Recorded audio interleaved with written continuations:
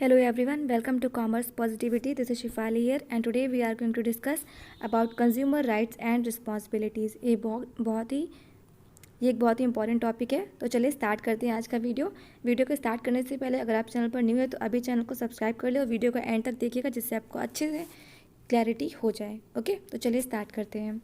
सबसे पहले meaning of a consumer क्या होता है। So sometimes consumers are not the people who actually purchase a product. For instance, parents often buy their children toys. In this case, the parent is the customer and the child is the consumer. तो यहाँ पर आपने सुना होगा कि customer है जो shop पर सामान लेने जाते हैं तो वो कस्टमर्स होते हैं। तो आपको ये समझना चाहिए कि कस्टमर और कंज्यूमर में क्या डिफरेंस होता है। ओके, तो वहाँ यहाँ पर यही बताया गया कि कंज्यूमर्स कौन होते हैं। ज़रूरी नहीं कि वो कस्टमर भी हों। जैसे एक शॉपर जो है, पेरेंट्स जाते हैं अपने बच्चे के लिए टॉयज़ ख़रीदते हैं, तो यहाँ जो बच्चा है वो क्या हो गया, कंज्यूमर हो गया, और जो पेरेंट है वो क्या है, वो कस्टमर। क्योंकि जो टॉय है उसे कंज्यूम कौन कर रहा है, उसे यूज़ कौन करेगा, बच्चा करेगा, चाइल्ड करेगा, इसलिए वो क्या है, कंज्यूमर। और पेरेंट्स से उसके लिए ख़रीदा तो वो क्या हो गए, कस्टमर हो गए। ओके, तो यहाँ पर आपको क्लैरिटी हो गई कि कंज्यूमर क्या होता है। Simply the customer is the person who by the product. तो कस्टमर क्या होता है, वो एक पर्सन होता है जो कोई भी प्रोडक्ट खरीदता है। And the consumer is the person who usage it. और कंज्यूमर वो पर्सन होता है जो उस प्रोडक्ट को यूज़ करता है। बहुत टाइम बाद तो ऐसा ही होता है कि कस्टमर और कंज्यूमर्स एक ही पर्सन होते हैं, जो खरीदता है वही उसको यूज़ भी करता है। बट कभी कभी ऐसा भी होता है कस्टमर और कंज्यूमर अलग अलग होते हैं। आपको यहाँ पे कस्टमर और कंज्यूमर में डिफरेंस बहुत अच्छे समझ में आ गया होगा, आई होप। अब हम बात करते हैं कंज्यूमर राइट्स एंड रिस्पॉन्सिबिलिटीज़ की। Consumer rights is an insight into what rights consumer holds when it comes to seller which provide the goods. What if the goods provided to the consumer by the business is not up to the standard? Then in that case, what should a consumer do? To be precise, what rights consumer have is in the code of law to right against the malpractices of the business firms or seller. Consumer के rights होते हैं, वो कौन से rights है, जब एक consumer जो है वो प्रोडक्ट्स ख़रीदता है और वो उससे सेटिस्फाई नहीं होता है, तो उस सिचुएशन में उसे क्या राइट्स हैं, या क्या उसकी उस बिज़नेस या ऑर्गेनाइजेशन के थ्रू रिस्पॉन्सिबिलिटीज़ और राइट्स है जिन्हें वो कर सकता है। तो यहाँ पर उनके बारे में बात की गई है कि वो कंज्यूमर क्या करे जब उसे वो प्रोडक्ट जो है समझ में ना आए, या उसकी क्वालिटीज़ या उसकी स्टैंडर्ड जो है वो मैच ना करे उसकी नीड्स और डिमांड से। ओके, सो यहाँ पर उसके बारे में बात की गई है। अभी कंज्यूमर राइट्स क्या क्या होते हैं वो हम यहाँ पर देखते हैं। सबसे पहला है राइट टू सेफ्टी। अगर कंज्यूमर को प्रोडक्ट समझ में नहीं आता है तो कौन कौन से राइट्स है जिन्हें वो यूज़ कर सकता है, ये उनके बारे में बात की जा रही है। जहाँ पर पहला बात हमने क्या की है, पहला पॉइंट जो है राइट टू सेफ्टी का। This is the first and the most important of the consumer right. सबसे इंपॉर्टेंट जो कंज्यूमर राइट है वो राइट टू सेफ्टी का है। They should be protected against the product that hampers their safety. The protection must be against any product which could be hazardous to their health, mental, physical or many of the other factors.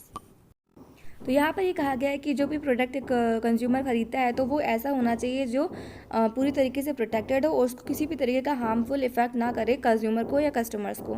यहाँ पर उनके बारे में बोला गया है कि वो protection must be against any product, वो किसी भी तरीके के अगर हज़ार्डस उनमें एक्टिविटीज़ है, वो हेल्थ के लिए मेंटल फिजिकली तौर पर सही नहीं है, तो उसके बारे में उन्हें बताना चाहिए सेलर्स को, और उसके बारे में उन्हें पूरी प्रोटेक्शन और सेफ्टी जो है उन्हें प्रोवाइड करनी चाहिए। तो यहाँ पर सेफ्टी का जो है उनका राइट है, वो इसके लिए क्लेम कर सकते हैं अगर उसमें किसी भी तरीके के हज़ार्डस क्वालिटीज़ या सिम्टम्स मिलते हैं। ओके, सेकेंड है राइट टू इन्फॉर्मेशन।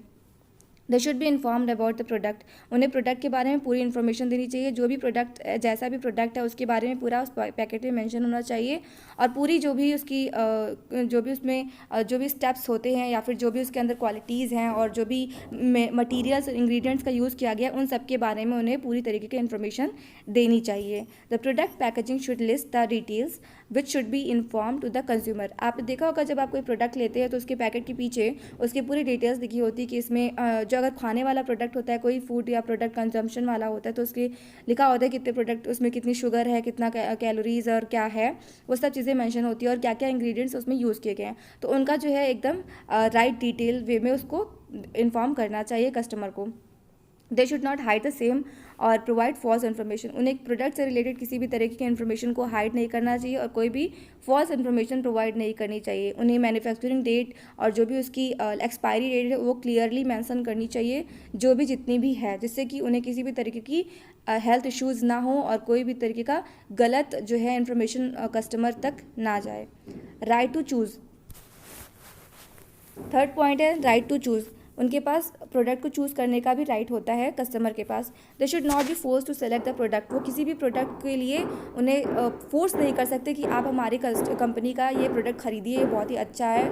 अगर कंज्यूमर चाहता है तभी वो उस प्रोडक्ट को खरीदेगा।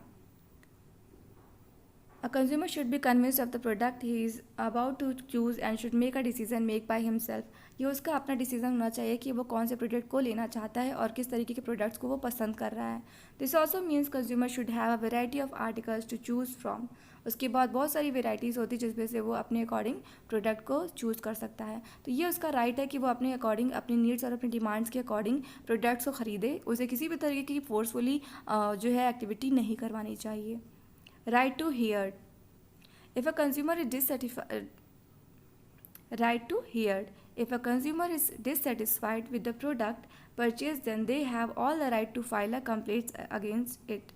अगर कोई ऐसा प्रोडक्ट होता है जो कंज्यूमर लेता है और वो उसको यूज़ करने के बाद डिससेटिस्फाई होता है, तो उसको ये राइट है कि वो उस प्रोडक्ट के खिलाफ कंप्लेन करे और बोले कि ये मेरी नीड्स को सेटिस्फाई नहीं कर पा रहा है, जो भी मैंने एक्सपेक्ट किया था वो प्रोडक्ट वो वैसा नहीं है।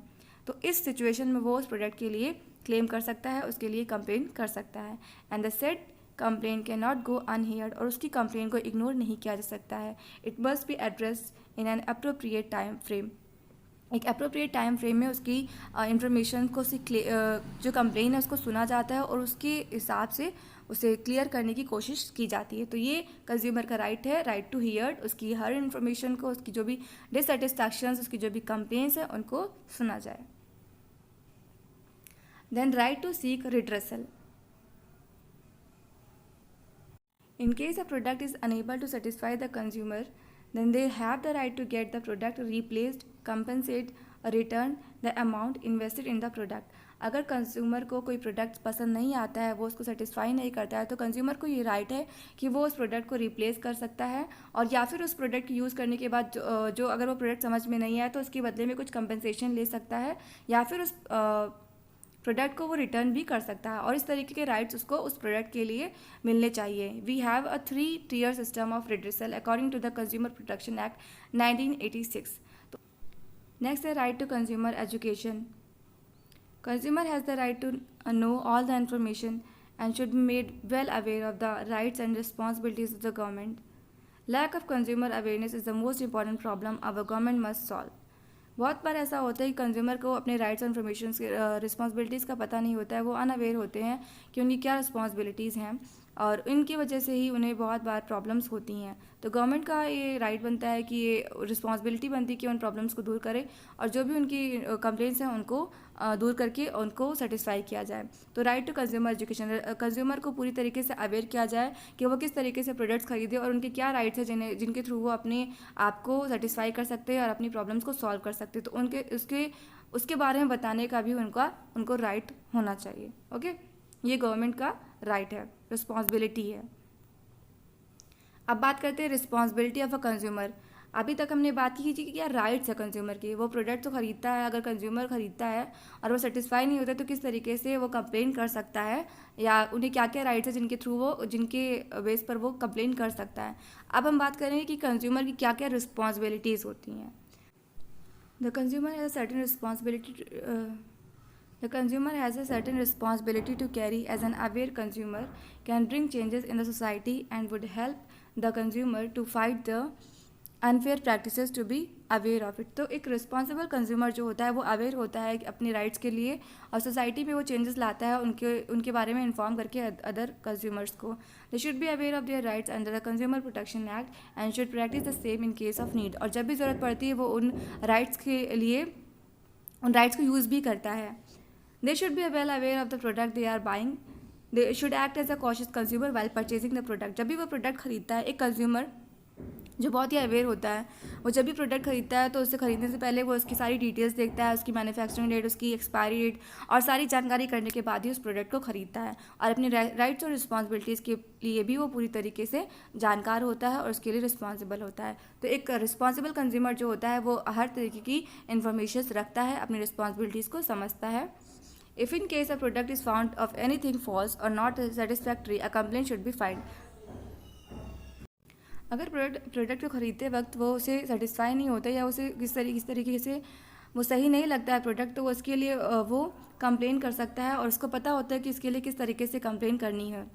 Consumer should ask for a cash memo while making a purchase. Consumer जो है वो कैश मेमो के लिए भी फाइल कर सकता है या उसके लिए डिमांड कर सकता है जब भी वो कुछ परचेज़ करता है, जिससे कि उसके पास प्रूफ रहे और वो जान पाए पूरी डिटेल्स कि उससे प्रोडक्ट कितने में लिया या फिर क्या उसकी क्वालिटीज़ हैं या फिर वो कितने में है वो प्रोडक्ट का प्राइस।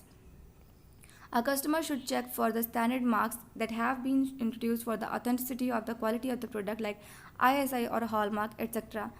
एक कस्टमर को ये चेक करना चाहिए कि वो क्या जो प्रोडक्ट ले रहा है उसमें कितनी ऑथेंटिसिटी है और या वो प्रोडक्ट भी क्या क्वालिटी है। अभी कोई प्रोडक्ट होता है जो ISI मार्क और हॉलमार्क रखता है, तो उसको उन सभी मार्क्स को देखना चाहिए जिससे कि उसकी ऑथेंटिसिटी का पता चले। तो इन सभी बातों का ख्याल एक कस्टमर को रखना चाहिए अगर वो एक रिस्पॉन्सिबल कस्टमर है तो। What is the meaning of consumer awareness? Consumer awareness का मतलब क्या है?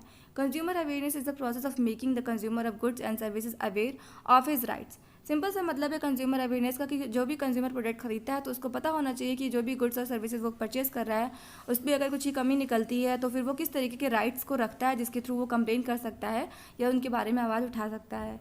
It involves educating a consumer about safety information and the redressal options available to him.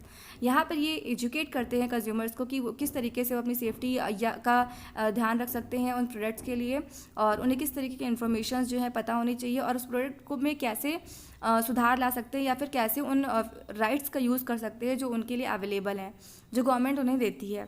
तो इन सभी के बारे में उन्हें पता करना चाहिए, उनकी एजुकेशन उनको होनी चाहिए। इसी को कंज्यूमर अवेयरनेस कहते हैं। ये था कंज्यूमर अवेयरनेस के बारे में, कंज्यूमर के राइट्स और रिस्पॉन्सिबिलिटीज़ के बारे में। आई होप आपको वीडियो अच्छा लगा होगा और बहुत ही ईजी लैंग्वेज मैंने आपको समझाने की कोशिश की है। अगर वीडियो अच्छा लगा हो तो अभी वीडियो को लाइक करें और चैनल को सब्सक्राइब करें और अपने कमेंट बॉक्स में ज़रूर दें। Thanks for watching this video.